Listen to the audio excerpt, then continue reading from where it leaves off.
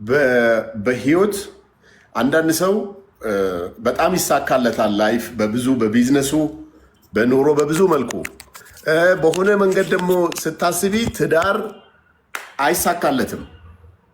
ይሄ ያው ሁላችንም ጋር ያለ ችግር ነው። ገባሽ? አንዳንድ ሰዎች ጋር በተለይ ወንድ ጋር ያለ ችግር ነውና እኔ ገብቶሻል አይደለ? ፖዚቲቭሊ እንድትወስጂው ፈልጋለሁ ይሄን ነገር። ትክክል። በጣም ፖዚቲቭሊ ነው የወሰድኩት መንሱር። ወላሂ መጀመሪያ ስለ ሃይማኖት ልታወራ ሙስሊም ሆነሽ ሂጃብ አትለብሽ፣ ሙስሊም ሆነሽ ክርስቲያን እንደዚህ ልትል መስሎኝ። አዎ በዚህ ይሄና በጣም ሞደርንነትን አይቻለሁ። ምን ያህል ዘመናዊ እንደሆን ምን ያህል ማለት የሰው ልጅ ነፃነት ሊሰጥ ይገባል ለሰው። ሃይማኖት የግል ነው። ሰው በሃይማኖቴ እኔ እየተወቀስኩ ያለሁት በሃይማኖቴ ነው። ሃይማኖት አሰደበች እኔ በአንድ ሰው አይሰደብም። ሃይማኖት አንድ ሰው ሃይማኖትን አይወክልም። እና ይሄኛው አሁን ያነሳኸው ነገር ትክክል ነህ። አስተያየትን እቀበላለሁ። እኔ ባለፈው አሁን ሰምተሽ አይተሽ ከሆነ የሆነ ሰው እዚህ ሶሻል ሚዲያ ላይ እስልምናን ተናገረ ተብሎ ተደበላልቆ ነበር ሚዲያው። አንድ ነገር ማወቅ ያለብሽ ዲን አልእስላም በቢሊየን የሚቆጠር ሰው ፎርም ያደርገው በቢሊየን የሚቆጠር ሰው ረሱልን እንደ ደሙ የሚወድ ሰው አንድ ተራ ምንም እዚህ ግባ ማቲው ምሳውን በልቶ ቁርሱን በልቶ ምሳውን የማይደግም ሰው ይሄን እስልምና ስለሰደበ እሱ ላይ ስትወርጂ ምን ይሆናል መሰለሽ? ሌላው ዱርዬ ይነሳና መሳደብ ይጀምራል። እኔ አሁን ሐቢባ ቢያንስ ረመዳን ውስጥ ሂጃብ አርጋ አይቻታለሁ። አመ ሙስሊም ብላለች።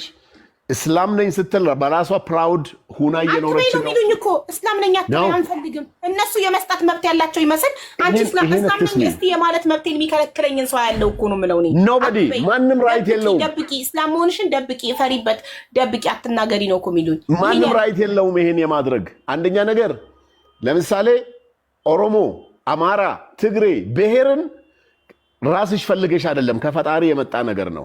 ሰው ፈልጎ አማራ አይሆንም። ሰው ፈልጎ ኦሮሞ አይሆንም። ከዘር ነው። ዲን አልእስላም ደግሞ የተወለድሽበት ነገር ነው። ሰንበዲ መጥቶ አንቺ እስላም ውስጥ ወጥተሻል እንደዚህ ምናምን ይሄ አክራሪነት ነው የሚሆነው ብዬ ነው የማስበው። በእርግጠኝነት ዲኑ ውስጥሽ ካለ አንድ ቀን ወደ አላህ የሚያዝሽን ነገር ሁሉ የምታደርጊበት ሰዓት ሊፈጠር ይችላል። ግን ከእስልምና ውጪ አንቺ ሙስሊም አይደለሽም መባል ይሄ ቶታሊ ሮንግ ብዬ ነው የማስበው። ወደ ዋናው ፖይንቴ ስመለስ ግን እኔም ነገ አንድ ነገር ቢሆን መታሩጣ ወደ አንቺ እንዳትነግረሽ ስለምፈራ ነው። ኮምፕሌን እንዳታቀርብባን ብዙ ጊዜ ቤት መጥተው ኮምፕሌን የሚያቀርቡት ቺት የተደረገባቸው ሴቶች ናቸው። ማለት ቺት ከማድረግ እኮ በቃ ልሄድ ነው ቻው ብሎ መሄድ አለ። በጣም በዚህ ዘመን እኛ የሰለጠንን ሰዎች ነን። ተነጋግረን ሁሉን ነገር መፍታት መግባባት በምንችልበት ዘመን መደባበቅ አያስፈልግም። ሰው ሴቶቹ እዚህ ጋር መጥተው ስለተበደሉ ነው። አንደኛ አግብቶ አረብ ሀገር ይልካታል፣ በእሷ ብር እሱ ይቅምበታል። ኢትዮጵያ እሱ ሴት ይጋብዝበታል። እዚህ ቤት መጥተው የሚያለቅሱ ሴቶች በወንድ ስለተበደሉ ነው፣ ሳይበደሉ አይደለም። ሁለተኛ ግን ደግሞ አይፈልጉም ከእንደዚህ አይነት ወንድ። እኔ ለራሴ የማላደርገው ነገር አንዲት እህቴን ወንድ ልጅ ወንድ ከሆነ ማስተዳደር አለበት። ወንድ አስተዳዳሪ ነው፣ ወንድ አለቃ ነው አይደል እንዴ? የቤቱ አባወራ ነው። አግብቶ አረብ ሀገር ይልካታል እሷ እንድታስተዳድረው። ስለዚህ በገዛ ፍቃዱ የአባወራነት ማዕረጉን ክብሩን ለሷ ሰጣት። እሷ አለቃው ሆነች። አግብቶ ላካት ወደ ሳውዲ አረቢያ ወይም ወደ የትም አረብ ሀገር። ከዛ እሷ በምትልከው ብር እሱ ኢትዮጵያ ውስጥ ተቀምጦ ጫቱን እየቃመ ጥሬ ስጋውን እየበላ ድራፍቱን እየጠጣ ቦርጩን እያሳደገ እዛ ጋር ሌላ ሴት ደግሞ ይጋብዝበታል በእሷ ብር። እሷ እድሜዋን ጨርሳ ኢትዮጵያ ስትገባ እሱ ከሌላ ሴት ወልዶ እየጠበቃት ነው። እናቺ ሴት አታሳዝንም ወይ? ከባሏ ከትዳሯ አልሆነች ወይ ከእድሜዋ አልሆነች ወይ ከጉልበቷ አልሆነች ከምንም ሳትሆን ትቀራለች። ይሄ ደስ ይለኛል። እንትንሽ እኮ ለምን መሰለሽ? ለምሳሌ አሁን አረብ ሀገር ያለ ሰው የሰውን ብር በግልጽ ለመብላት ይፈራል። ለምን? ነገ ሀቢባ ጋር ችግር እንደሚመጣ ያውቃል፣ እንደሚዋረድ ያውቃል። እንደገና ኤቪደንስ ያለውን ነገር ማንም ማድረግ አይፈልግም። ነገር ግን እኔ ጋር አሁን ለምሳሌ ወደ እውነቱ ስመጣልሽ አሁን ለምሳሌ ባለፈው እኔ የሆነ ነገር ላይ ገብቼ ነበር አሜሪካ፣ ታስታውሻለሽ? ያ ነገር ኦፍኮርስ አላህ የፈቀደው ነገር ነው ሁሉም ነገር የሚሆነው። በትኩሱ ግን እንደዚህ አይነት ነገሮች ፓብሊክ ላይ ባይወጡና የሆነ ራሳቸው እዛው አብሰልስለው። በነገራችን ላይ የሰው ልጅ ትዳሩን ሉዝ የሚያደርገው እኔም ባለኝ ኤክስፒሪየንስ የደረስኩበት ምንድነው፣ ወንድየውም ወይ ሴቱም መታገስ አይችልም፣ አንታገስም። አሁን ለምሳሌ እኔ ቲክቶክ እወዳለሁ፣ ቲክቶክ ስወድ ዛሬ ባለቤት ኑሮኝ ከሚስቴ ጋር ያለኝ ነገር ማታ ስገባ ወይ ቲክቶክ ምናምን መነካካት ይመጣል። ለ6 ወር ወይ ለ1 ዓመት ከታገሰችኝ ወላሂ ያን ነገር ትቼው ወደ ትክክለኛው ህይወቷ አመጣላታለሁ። ሳትታገስ ግን ገና መታ 3ኛ ወር ላይ እኔ 2 3 4 ዓመት የነበርኩበትን ቲክቶክ ውጣ ከዚህ ህይወት አልፈልግም እኔ ካለችኝ ዋጭቅጭቅ ሆነ ማለት ነው። ከታገሰች ግን ነገሮቹን ወደ ሶሉሽን ይመጣል ነው። እንደገና ደግሞ እዚህ ጋር መጥቶ አንቺ ጋር ስለ ባሎቻቸው ባሌ እንደዚህ በድሎኛል እንደዚህ አድርጎኛል የሚለው ሰው እንደው ብቻልና መጀመሪያ ሞዴራተሮችን አነጋግረው ጊዜ መስጠት ብቻል ሚዲያ ላይ ቶሎ ፓብሊክ ባይሆን አንቺም ቆይ ይሄን ነገር አስቢበት እዚህ ጋር ከምታነሺ 2-3 ቀን ልስጥሽ ተነጋገር ይሄን ጉዳይ ከዛ በኋላ ተመልሶ ካልሆነ ባይዘዌ ለዚህ ቅርታ እንዲመልስ ሰጥክ መንሱር እዚህ የሚመጡት ያለፈ ታሪካቸውን ኦሬዲ ከሱ ጋር ተለያይታ ሌሎች እህቶቿ እንዲማሩበት እሱ አይደረስበት ነገር እንዳይደርስበት ከሱ ጋር ተለያይታ ሌላ ወይ ትዳር ይዛለች ወይ ሌላ ፍቅረኛ ይዛለች አልፏል። እዚህ ቤት የሚወሩት ያለፈ ታሪካቸው ነው። ለመታረቅ ፈልጋ አይደለም እዚህ የሚመጣ ለመታረቅ የሚፈልጉትማ ይመጡና ተነጋግረው ታርቀው ይሄዳሉ። ለመታረቅ የሚፈልጉት አይደለም የሚመጡት እዚህ ቤት ለመታከም ልባቸውን ለመዳን የተሰበረ ልባቸውን ያለፈ ታሪካቸውን ተናግረው ሌሎች እህቶቻቸውን ለማስተማር እንጂ ራይት ናው ኦፕን ሪሌሽንሺፕ አሁን ትኩስ የሆነ ሪሌሽንሺፕ ይዘው ሚዲያ ላይ የሚመጡ የሉ ኖ እኔ እንደዛ መስሎኝ ነው። አም ሶሪ በቃ ሮንግ እኔ ተሳስቻለሁ። ያለፈ ታሪክ ነው የሚወራው ያለፈ የዛሬ ስንት ዓመት የነበረ ታሪኳን ሌሎች እህቶች እንዲማሩበት አያችሁ። እኔ እንደዚህ አይነት ነገር አሳልፌያለሁ። ስለዚህ እናንተም እንዳትሸወዱ እኔ የተሸወድኩትን አይነት ሽወዳ እናንተም ላይ እንዳይደርስ ብለው የደረሰባቸውን ነገር እንደገና ደግሞ አክቲቭ ትዳር አይደለም ማለት ነው። ኖ አይደለም። ሎንግ ስቶሪ በቃ የቆየ ያረጀ ታሪካቸውን ያለፈ ታሪካቸውን እህቶቻቸውን ለማስተማርና እነሱ ደግሞ የሚያወሩለት ሰው ስለሌላቸው ከጭንቀት ለመዳን ስትረስ ፍሪ ለመሆን መፍትሄ ፍለጋ ነው የሚመጡት። እና ግን አንተ እንዳልከው ላይክ ትክክል ነው። ግን ጣልቃ ገብነት ስፔሻሊ ብዙ ጊዜ ትዳርን የሚበትነው ጣልቃ ገብነት ነው። ሶስተኛ ሰው መግባት የለበትም ባልና ሚስት ማለት ሚዲያ ቤተሰብም ሆነ ማንም ሰው ሊገባ አይገባም። ባልና ሚስት ራሳቸው ተነጋግረው ችግራቸውን ይፈታሉ። ለማንኛውም አንቺ አሁን ሕክምና ላይ ነሽ ዋቴቨር የሆነ ጉዳይ ፕሮግራም ይኖርሻል። እስቲ እንዴት ልታክሚን ትችያለሽ? ብዙ ሰዎች ሀቢባ ጋር ሂድ ይሉኛል እና ፕሮፌሽኗን ደግሞ ስጠይቅ ሀቢባ ዶክተር አይደለችም ግን ዶክተር ነች ይሉኛል። እና እስቲ ምን ታክሚኛለሽ? እንዲያው እኔ የልብ ሐኪም ነኝ። የተሰበሩ ልቦችን ጠግናለሁ። እንደገና የህይወትም ዶክተር ነኝ ከላይፍ ኤክስፒሪየንስ አንጻር። በእርግጥ 35 ዓመቴ ነው፣ ገና ልጅ ነኝ። ግን ብዙ ነገር ነው። 3 ዓመት ነው በልጥሽ ማለት ነው። 38 ነክ ውይ ተመችቶኛል። 38 ግን አትመስልም። ግን አንተ ገና ነው የምትመስለው። 38 ራሱ አትመስልም። በጣም 38 ተመችቶኝ ነው ያለው። ራስን ስለምጠብቅ ነው። ኦፍ ኮርስ እናቴ። ምን ታክሚኛለሽ? እስቲ እኔን አሁን ምን ላድርግ? እኔ ሀቢባ አንድ ነገር ልንገርሽ። ሁሌ ወላሂ ዱንያ አልሐምዱሊላህ ያው ቲክቶክ ላይ ሰው ስለሆነች 10% ላይፍሽን ይዞ ነው የሚያወራው። 100% ህይወትሽን የሚያውቅ ሰው የለም።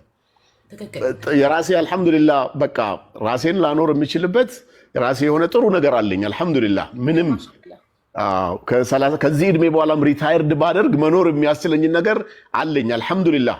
ግን ምን ልልሽ ፈልጌ ነው በዱንያ ወላሂ አልቀናም። እኔ እንዳልኩሽ መስመር ላይ ነኝ፣ ስራ ላይ ነኝ። አይ ሜክ a lot of money monthly።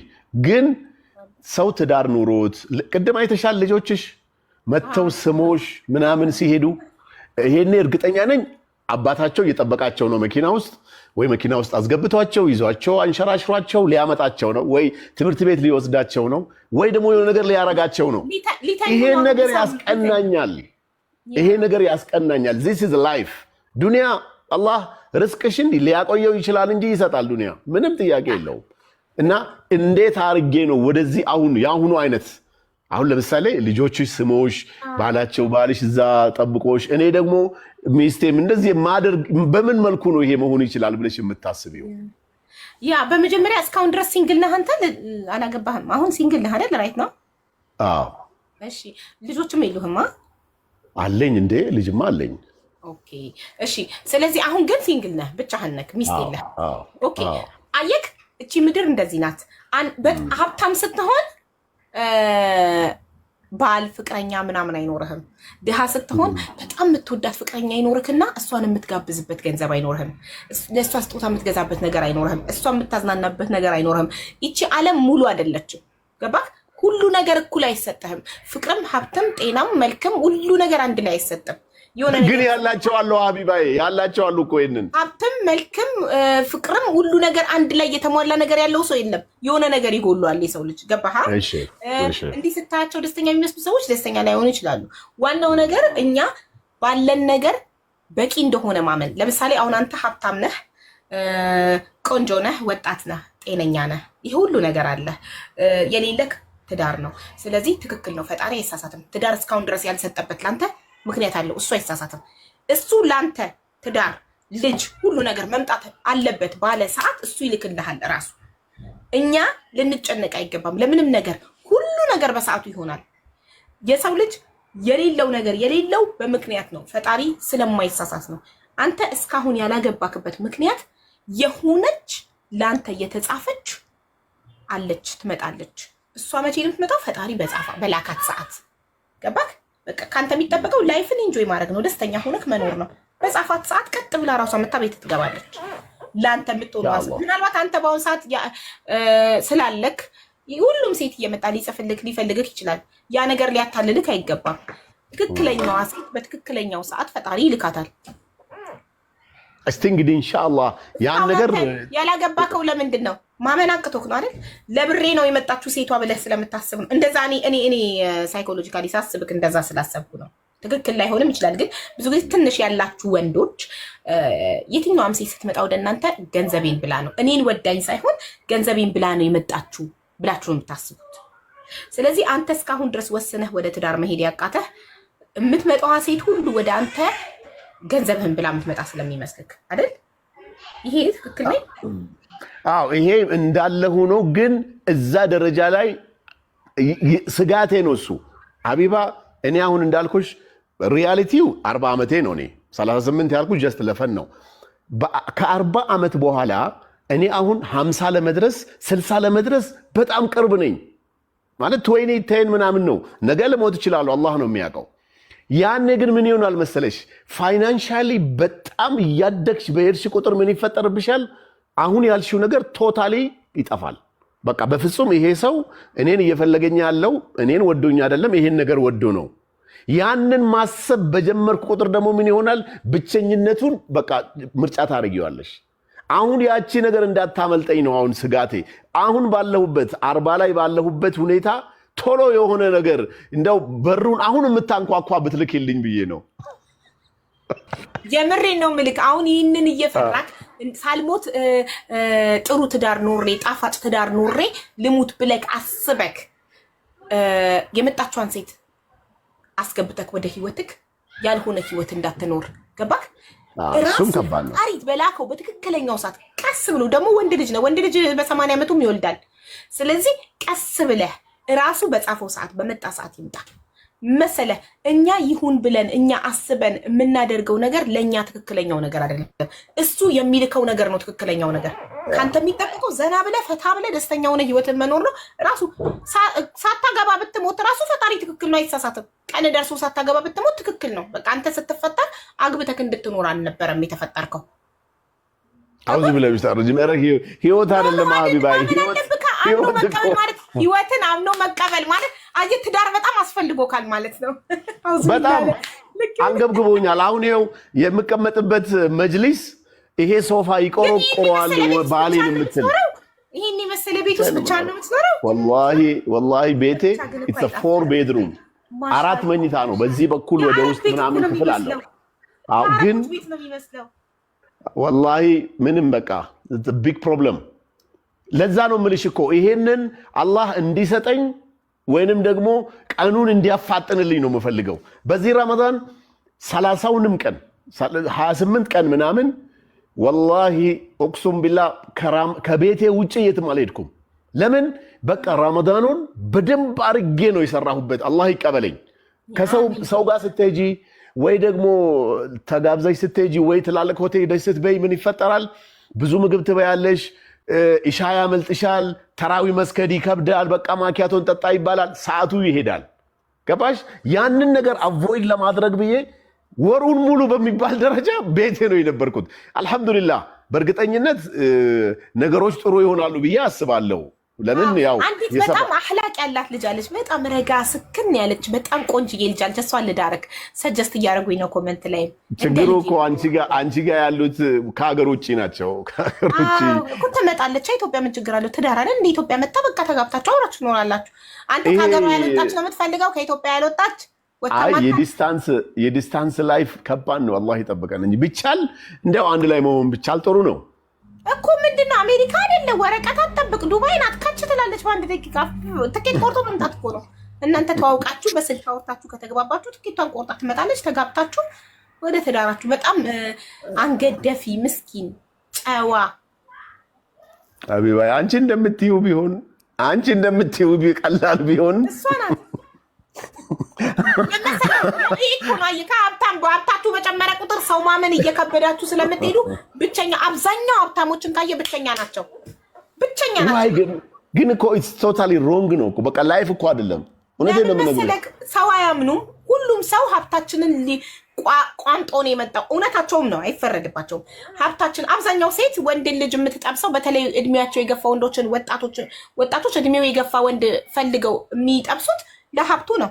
ኮምፈርተብል ላይፍ ለመኖር ነው ሪያሊቲውን ስንነጋገር። ስለዚህ ሰዎቹ ሀብታሞቹ ላይ ማንፈርድም። ሰው ሁሉም ጥቅመኛ ነው። ለጥቅም ነው ሰው ሲቀርበህ ሴቱም ወንዱም ጥቅመኛ ሆኗል። ስለዚህ እነሱም ሰው ባያምኑ አይፈረድባቸውም። እኔ ሀቢባ አንድ እውነት ልንገርሽ። እኔ ፐርሰናሊ መንሱር እንዴት ይሄ በተለይ ይሄ የገንዘብ የዱንያ ምናምን ጉዳይ እንዴት ታየዋለህ ብትይኝ፣ እኔ አሁን ባለሁበት ሁኔታ 100 ብር ኑሮኝ እሷ መታ ከኔ ጋር ኑራ የአንድም 500 አድርጋው ምን አለበት ግማሹን ይዛው ብትሄድ ምን ይጎዳኛል? ወላሂ ምንም። ልጆች ይኖሯታል መቼም የሆነ ነገር ይኖራል። ምንም እኔ ገና ለገና ወደፊት ብሬን ሼር አድርጋኝ ትሄዳለች ምናምን። ባይዘዌ አንድ ነገር ማወቅ ያለብን ሁላችንም፣ እኔ ይሄን አስቤ አላቅም፣ ግን አልከፈት አለ በሩ። በቃ እንትኑ ትንሽ ሼር አድርጋኝ ትሄዳለች አይደለም። መጀመሪያም ስትመጣ ፊሊንግክ እንደማትወድክ ነው የምታስበው።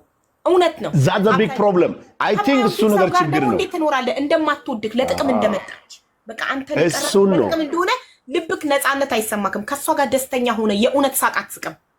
የእውነት የምታደርገው ነገር ሁሉ የእውነት አይሆንም ከሷ ጋር። ለምን ውስጥክ የሚልቅ እቺ ሴት እኔን አትወደኝም፣ እቺ ሴት እኔ ጋር የመጣችሁ ብሬን ፈልጋል እንጂ ለምታፈቅረው ሴትማ ወንድ ልጅ እኮ በቃኝ ብላ ስትሄድ ያለውን ሁሉ ይሰጥ የለ እንዴ? እሱ ነው የምልሽ እኮ ምንም ማለት አይደለም። ነገሩ ላፈቀረችው ሴት እኮ ወንድ ልጅ ድርጅቱን በስሟ ያዞርላታል እኮ። ኧረ በጣም እኔ ብዙ ጓደኞቼ አድርገዋል ይሄንን። በቃ አልተስማሙም። አልሐምዱሊላህ አንቺ ስትመጪ የነበረው ይሄ ነበር። አሁን ደግሞ አላህ እጥፍ አድርጎታል። ምንድን ነው የምትፈልጊው?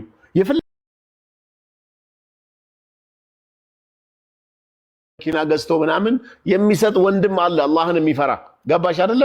ምንም ማለት አይደለም። እኔ የገንዘቡ ጉዳይ ሳይሆን እንዳልሽው መጨረሻ ላይ ያልሽው ነገር ያስኬዳል። ምናልባት እንደማትወድክ እያወቅ ፊሊንግክ እንደማትወድክ እያወቅ ሰውነትክ እሺ ብሎ አይታዘዝልክም። ከሷ ጋር ለምታሳልፈው ነገር ደስተኛ አትሆንም። በቃ ላይ ልብክ ካልተመቻቸ ደግሞ ልብክ ርፍ ካላለ ደግሞ አንድ ሰው ላይ ሊሆን አይችልም። ደስተኛ ህይወት ልትኖር አትችልም።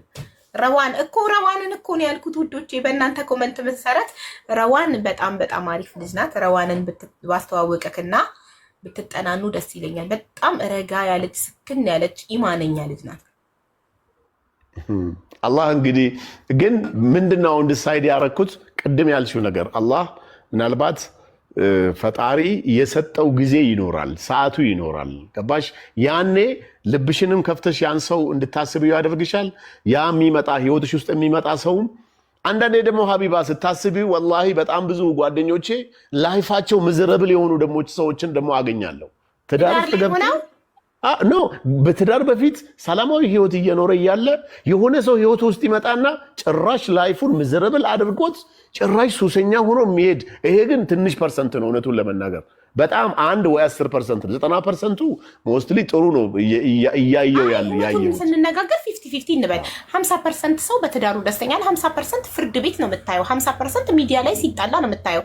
አለ ትክክለኛ ሰው ወደ ህይወትህ ካልመጣ ንጹህ የነበረውን ህይወትህን ጥርት ያለ የነበረውን ያደፈርሰዋል መጥቶ። ገባክ? እሱ ነው ኮምልሽ የነበርከውን ሰው መጥቶ ብጥብጥ ያደርጋል። ለዚህ ነው የትዳር አጋር መምረጥ በጣም ከባድ ነው። ሁለት የማይተዋወቁ ሰዎች፣ የተለያየ ቤት የተለያየ ቦታ ያደጉ ሰዎች፣ በባህሪ የተለያዩ ሰዎች አንድ ቤት ሲኖሩ በጣም ብዙ ጸብ ይፈጠራል። ገባክ? ግን ፍቅር ካለ ያልፋል። ፍቅር ከሌለ ነው ችግሩ። ገብቶካል? አንዱ ላይ ብልጥ ለመሆን ከሞከረ ነው ችግሩ እንጂ የባህሪ ችግር ሲሆን ትቻቻላለህ። ገባህ? ለምሳሌ እሷ በጣም ቤት ማጽዳት በስርዓት የምትወድ ሆና እሱ ዝርክርክ ሊሆን ይችላል። ያን ትችለዋለች። እሱ አርፋጅ ሊሆን ይችላል። እሱ በጣም የሚረሳ ልደቷን የሚረሳ ሁሉ ነገር የሚረሳ ሊሆን ይችላል። ግን ልቧ እንደሚወዳት ካመነች ሁሉም ነገር ትችለዋለች።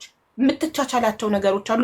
ማስታወስም ትችላለች። ምን ችግር አለው? አሁን አንዳንድ ቪዲዮ አላየሽም? የፈረንጅ ቪዲዮዎች ቤት ሲገባ አበባ ይዛ ትጠብቀውና ሰታው ወደ ውጪ እንዲወጣ አድርጋ ሰርፕራይዙና ትቀበለዋለች። ምን ችግር አለው ብታደርግ? ከዛ በኋላ እኮ ይሄ ነው ሀቢባ። አሁን ችግሩ ምንድነው መሰለሽ? ሴቱ በተለይ በእንደዚህ አይነት በትዳር ውስጥ በሚመጣበት ሰዓት እኔ ትልቁ ችግር ነው ብዬ የማስበው ምንድነው ይሄ አለመታገስ የሚለው ነገር። በቃ ወላሂ ትልቅ በሽታ ነው ብዬ የማስበው ሴት እህቶቻችን ላይ ትዕግስት የላቸውም። ወንድየውም እንደዛው። ለምሳሌ እኔ አሁን እንዳልኩሽ እንግዲህ 40 ዓመት የራሴ የሆነ ብቸኝነት ብቻዬን እየኖርኩ እንደፈለኩ ወጥቼ ምገባ ሰው ነኝ። እሷም ደግሞ እናት አባቷ ጋር ተቀማጥላ እንደሆነ ነገር አድርጋ የኖረች ሴት ነች። እኔ ጋር መታ ክችን እንድትሰራልኝ አልፈልግም። እኔ ሚስት ኦፍ ኮርስ የክችን የራሱ የሆነ ሰው አለው። ነገር ግን የኔን 40 ዓመት ብቸኝነት ህይወት ወይ 20 ዓመት ብቸኝነት ህይወት አንደርስታንድ ልታረገኝ ይገባል። በአንዴ መታ ያን ነገር መቀየር አትችልም። ከታገሰች ግን የተወሰነ ጊዜ ይሄ ነገር ይስተካከላል። ይሄን እኮ ከዚህ በኋላ ሊተው ይችላል። እኔ እውነተኛ ፍቅር ልስጠው፣ እሺ ልበለው ካለች ወላሂ የብዙ ሰው በትዕግስት ህይወታቸው የለመለመ። በተለይ እኔ ምንድነው ብዙ ጊዜ የማምነው ትዳር ከ3 ዓመት በላይ ከ5 ዓመት በላይ ሲቆይ የመጠንከር ድሉ ሰፊ ነው። አሁን በትኩሱ ነው ብዙ ሰዎች አደጋ ውስጥ የሚገቡትና እንዳው ሰብር የሚባለው ነገር ጎግልም እኮ ይላል 5 ዓመት የቆየ ትዳር ሰክሰስፉል ተብሎ መጠራት ይችላል። ከ5 ዓመት በኋላ ነው ትዳር ሰክሰስፉል መባል የሚችለው። ለ5 ዓመት ሙሉ መተዋወቂያ ነው፣ እርስ በርስ መጠናኛ ነው፣ መተዋወቂያ ነው፣ ባህሪ ለባህሪ የሆነ ደግሞ አንዳንዴ አብረ ከመቆየት ብዛት አንድ አይነት ይሆናል ባህሪ። በጣም ትግባባለ። ልክ እንደ ወንድምና እህት አንድ ቤት እንዳደገ ሰው ትግባባለ፣ ባህሪ ለባህሪ ትተዋወቃለ። አብሮ መቆየት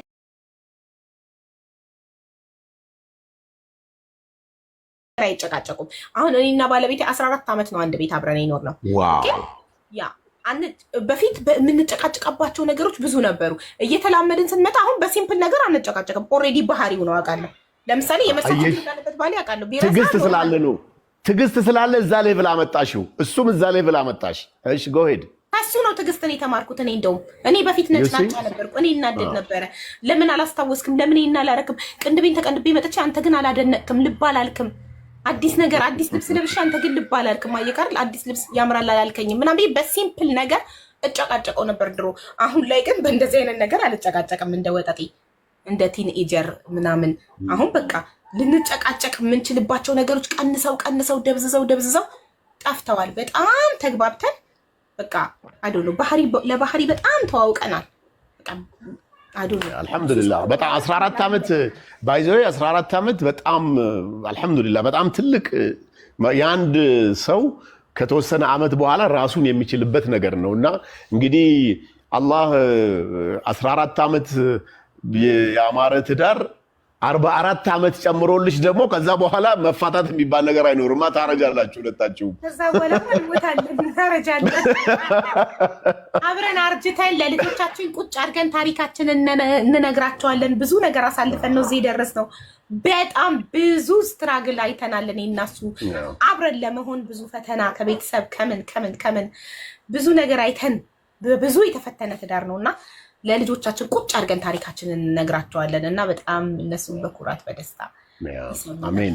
ይሄ በጣም ትልቅ ነገር ነው። ዋናው ነገር ሀቢባዬ ቅድም ያው የመጣሁበት የአካውንትሽ ጉዳይ ነው። በተቻለሽ መጠን እንትንሽ ላይ እኔ አሁን ሁሌ የማስበው ምን መሰለሽ፣ ሰውም እንዲተገበረው ብዬ የማስበው የሰው ልጅ ጠላቱን መቀነስ ነው ያለበት እንጂ ማብዛት የለበትም፣ መጨመር የለበትም። ጠላትሽን እየቀነስሽ ሰላም እየፈጠርሽ ምንም የራስሽን ህይወት የምትኖሪው ከልጆችሽ ጋር ከባልሽ ጋር ቤትሽ ውስጥ ነው። ማንም ሰው መጥቶ ቢል አይከፍልልሽም። ገባሽ? ስለዚህ ፈሪ እንደሆነ እኮ እየመከርከኝ ነው መንሱር። ፈሪ እንደሆነ ይሄ ፍራቻ አይደለም። እሺ መንሱር፣ በግል ጉዳይ ሀቢባ አስቀየመችን የሚል አንድ ሰው አምጣልኝ። እኔ እኮ ማንም ላይ አይደለም። እሺ በይ ሀቢባ፣ ለምን መሰለሽ እንደዛ ማለት ለተበዳይ ድምጽ ስለሆንኩኝ እኮ ነው። ህገወጥ ደላሎች ብር ከፍለዋቸው እኮ ነው እነሱ ህገወጥ ደላሎችና ሌቦች ፎቶአቸውን ለጥፌ ለዓለም ያሳየኋቸው ሌብነታቸውን ያወጣሁባቸው ሰዎች ናቸው። ቲክታከሮቹን ሄደው ከፍለዋቸው ሀቢባን ከቲክቶክ አስጠፉልን። ላይቫቸውን የከፈቱ እኮ ሀቢባን አላማችሁ ምንድነው ሲባሉ ሄደው የኔ ወገኖች ሄደው ቤታቸው ገስት ገብተው ለምንድነው ሀቢባ ላይ ሪፖርት የምታስደርጉባት ቁጭ ብላችሁ ምን አድርጋ ነው ሲሏቸው፣ እኛ የምንፈልገው ሀቢባን ከቲክቶክ ላይ ማጥፋት ነው። እሱ ይኸው ስክሪን ሪከርድ ያሳያል። እሷ ከመጣች ጊዜ ጀምሮ 5000 ህዝብ አፍና ይዛ እኛ ፖለቲካችንን እንዳንሰራ የያዘችው የከሌን ብሔር አፍና ይዛ ይኸው የእንትን ብሔሮችን እንዳለ አፍና ይዛ እኛ ፖለቲካ እንዳንሰራ በግልጽ እናገራለሁ። የአማራ ልጆችን እንዳለ አፍና ይዛብን ፖለቲካ እንዳንሰራ አደረገችን። ስለዚህ እኛ ፖለቲካችንን መስራት የምንችለው ሀቢባ ከቲክቶክ ስጠፋ ነው። ሪፖርት አድርጎ ሀቢባ ላይ እያሉ ፎቶ ይለጥፈው ቁጭ ብለው ላይቭ ላይ ሴቶች አይደሉም እኮ ወንዶች ቁጭ ብለው 4-5 ወንዶች ይኸው ብለዋል። እየነገርኩ ነው። እኔም ስክሪን ሪከርድ አለኝ ተልኮልኛል። ቁጭ ብለው ስለዚህ ለእነሱ እጅሽን ስጪ እያልከኝ ነው። አንገትሽን አይደለም እንደዛ አይደለም። ቆይ ሀቢባዬ ዘጋ እኔ ለነሱ እጄን አልሰጥም። ሀቢባዬ እንደዛ ማለቴ ሳይሆን ምናልባት የቲክቶክ ጉዳይ ማወቅ ያለብሽ ስለ ፖለቲካ የሚወራበት ቤት ላይ ፖለቲካ ያለው ሰው በተአምር አንቺ ጋር አይመጣም። ገባሽ? ችግር ያለበት ሰው አስገብቻ ቃለሁ ማንንም አላስገባም። ፖለቲከኛ ኦፍ ኮርስ ምን ልልሽ ፈልጌ መሰለሽ የፖለቲካን ጉዳይ ውስጡ ያለ ሰው ቁጭ ብሎ እነሱንም አያዳምጣቸውም ካልፈለገ። ይሄ ፖለቲካ የሚፈልግ ሰው ግን ስቲል አለ እነሱ ጋር እኮ። አንቺ አሁን ለምሳሌ ፖለቲካ የሚያራምደው ሰው የራሱ የሆነ ኮንቴንት አለው፣ የራሱ የሆነ ስራ አለው፣ በራሱ ወይ ነው እየሰራበት ያለውና ፎሎ የሚያደርጉትም አሉ፣ የሚያዩትም ሰዎች አሉ። ሀቢባ ጋር መጥቶ የሚያየው ግን ስቲል ፖለቲካም የሆነች ነገር ይፈልግና ሌላውን ግን ኖርማል ላይፉን መኖር የሚፈልግ ሰው ነው አንቺ ጋር ያለው። እነዚህ ሰዎች እኮ እነሱ ጋር አይሄዱም። አንቺም ባትኖሪ ማወቅ ያለብሽ ይሄንን ነው። አይሄዱም በፍጹም። እሱን እኮ ነው ምልክ። ለዚህ ነው እኔን ከማስጠፋት ይልቅ ከኔ ተሽሎ መገኘት። ሀቢባ ምን አድርጋ ነው ህዝቡ የወደዳት? ሀቢባ ምን አድርጋ ነው እነዚህ 5000 ሰው ላይቫን ቁጭ ብሎ የሚያዩ ምን ስላደረገች ነው ብለው አጥንተው ከኔ ተሽለው ተገኝተው ከኔ በልጠው ተገኝተው ህዝቡን መያዝ እየቻሉ ህዝቡን ለመያዝ እኔን ማጥፋት ለምን ያስፈልጋል? ይሄ አምባገነንነት ነው። ይሄ ጉልበተኝነት ነው። ምናልባት አንደርስታንድ ያደረግሽበት መንገድ ሊሆን ይችላል ሀቢባዬ። ግን አንድ ነገር ልንገርሽ፣ አሁንም ጠላትን መቀነስ ነው እንጂ እየጨመሩ መሄድ አስፈላጊ አይደለም። በቃ አንቺ ቁጭ አሁን እኮ ባታወሪም 5000-3000 ሰው አንቺ ማይቶ አይቀርም። በቃ እጅ ስጪ እኮ ነው እያልከኝ ያለከው። እጅ ስጪ አይነት ሳይሆን ሰላም ፍጠሪ ከማንም ጋር። እኔ በሆን ሰላም ነው የምፈጥረው። በጣም ይቅርታ ሰው 5000 ስለሚያየኝ ይቅርታ አድርጉልኝ። ከዚህ በኋላ ግን ማንም እንዳያየኝ ጥረት እጥራለሁ ልበላችሁ።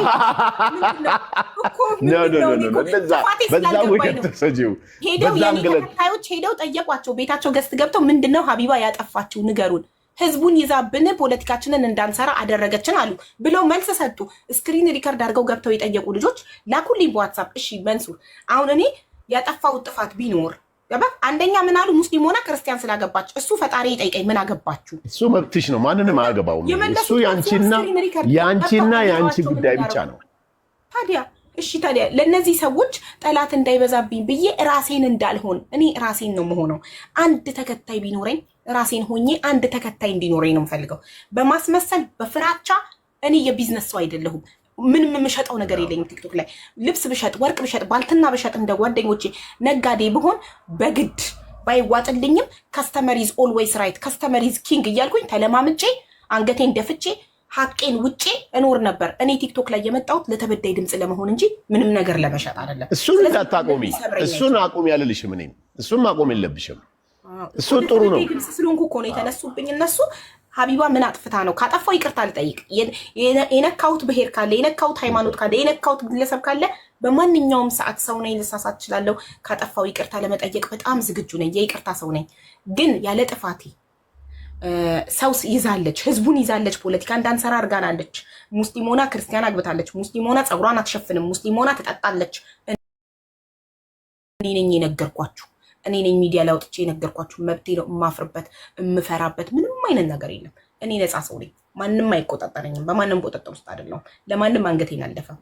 ስለዚህ ሳጠፋ ይቅርታ ጠይቃለሁ። ግን አሁን ሳላጠፋ ስለሆነ ሪፖርት እየተደረገ ይቅርታ ጠይቂ አላልኩሽም ሀቢባዬ። ይቅርታ ጠይቂ ሳይሆን በቃ እንደዚህ አይነት ችግሮች ካሉ አቮይድ አድርጊው ማለት አሁን መልስ መስተጣጣት በመጣ ቁጥር ጠላቶችሽም እየበዙ ነው የሚሄዱት። እዛ ጋር መልስ ሰጪ፣ እዚህ ጋር መልስ ሰጪ ጥሩ አይሆንም። አትስጪ፣ በቃ መልስ አትስጪ፣ መልስ አትስጪ። ግን ሰላም ፍጠሪ። አሁንም ቢሆን ሰላም ፍጠሪ። ሰላም ይሻላል ለሁሉም ነገር። 5000 ሰዎች ሰላም ይሄን አርጊ በለኝና ላርግ። ሰላም ለመፍጠር ምን ላርግ? በቃ እኔ ለምሳሌ ቲክቶክን የምጠቀምበት እንደምታዩት ለሌላ ጉዳይ አይደለም፣ ፈንም ማደርግበት ፓሽኔን የምጠቀምበት። ሰዎች ደግሞ ተበደልን ሲሉ በደላቸውን መጥተው ቢያንስ በነገራችን ላይ ስትበደይ ታውቂያለሽ አይደል? መሰማት ትፈልጊያለሽ። ሰው ሲበደል መፍትሄ እንኳ ባይኖረው መሰማት ይፈልጋል። ይሄ በጣም ጥሩ ነው እኮ ደስ ይላል። ይሄን እኮ ውስጧ ይዛ በሽተኛ ከምትሆን አንቺ ጋር መታ ያንን ነገር ስታወራ የሆነ ነገር ሪሊፍ ታገኛለች፣ ሴቷም ወይ ወንዱም። ስለዚህ እኔ ይሄንን ነው የማደርገውና በተቻለ መጠን ፖለቲካ ውስጥ ያለ ሰው እኔ ጋር መጥቶ አይም እኔ ፖለቲካ ስለማላራምድ ገባሽ? በዛ አይነት ወይ ነገሮችን ማስኬድ ብትቺ እኔ አሁን ወላሂ ማንም ሰው ሪፖርት አታርጉብኝ አትበይ። እንደዛ ምን ይመጣል? ይሄው እኮ አሁንም እኮ 100 ምናምን ሺህ ፎሎወርስ አለሽ እኮ። አሁንም እኮ 5000 ሰው ነው የሚያይሽ። ሰላም ፍጠሪ ስትለኝ ሰላም እኔ ሰላም የማልፈልግ ችግር የምፈጥር ነው የሚመስለው። እኔ በጣም አይደለ እነሱ ናቸው ሪፖርት የሚያደርጉብኝ እነሱ ናቸው። እኔ ግን አንድም ቀን ሪፖርት አድርጉ ብዬ አላውቅም። ለእነሱ ስድብ መልስ ሰጥቼ አላውቅም። አጸያፊ ስድብ ከነዘር ማንዘሬ ፎቶ ይለጥፈው በጣም ብዙ ነገር። ግን ይሄ ቻሌንጅ ነው። ጥንካሬን ጡንቻዬን እያጠነከረልኝ የሚመጣው በተገፋህ ቁጥር ጡንቻክ እየጠነከረ ነው የምትመጣው። እኔ ስገፋ ጠነክራለሁ፣ እየጠነከርኩ ነው የምመጣው እንጂ መቼም ወጥቼ እባካችሁ እኔ ምሰራው እንዲህ ነው፣ ህዝብ ነው ምረዳው፣ ስለዚህ ሪፖርት አታርጉብኝ። ይሄ መሸነፍ ነው። አትበይ። እንደዛም እንድትይ አይደለም። እኔም ለምን ትያለሽ? እንደዛም አይደለም።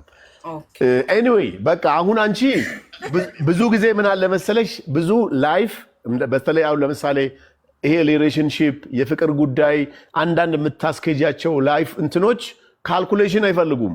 ናቹራሊ ውስጥሽ ያለውን ነገር ስታደርጊ ትክክለኛ ነው የምትሆኚው። የሆነ ባህል አትንኪ፣ የሆነ ሃይማኖት አትንኪ። የሆኑ ማለት ለምሳሌ ሃይማኖትን በነካሽ ቁጥር መንሱር ብቻ አይደለም ብዙ ሰዎች ይመጡብሻል። ብሔርን በነካሽ ቁጥር አዎ ብሔርን በነካሽ ቁጥር ብዙ አይ እንደዛ አይነት ነገር ስለሌለ ራስሽ በራስሽ ካልኩሌሽን ናቹራል አድርጊው። ሌሊትሽ ይባረክ። አካውንትሽንም ፈጣሪ ይመልስልሽ። በጣም ደስ ብሎኛል። ልክ አካውንቱ በላይ ያሳዘነኝ እኔ ቲክቶክ ላይ ከመጣሁ 2 ዓመቴ ነው። ኦልሞስት 1 ሚሊዮን ሊገባ ትንሽ ነበር የቀረው፣ ግን ውስጡ ገንዘብ ነበረው ያላወጣሁት። ሲሪየስሊ አታወጪም ነበር? ገንዘብ ነበረው እና ያ ነው ያሳዘነኝ እንጂ ፎሎ እኔ የውልክ ይሄ አካውንት ገና በ3 እና በ4 ቀን ነው 100 ስንት ነው 112,000 የገባው በ3 እና በ4 ቀን ነው። እኔ ህዝቡ ፈልጎ ነው የሚከተለኝ፣ ግን ውስጧ ያላወጣዋት ገንዘብ ናት ያሳዘነችኝ እንጂ ፎሎ ብርቄም ድንቄም አይደለም። አይዞሽ ይመለሳል። ካልተመለሰም ደግሞ ጦስሽን ይዞ ይሄድ። አሚን አሚን ወላሂ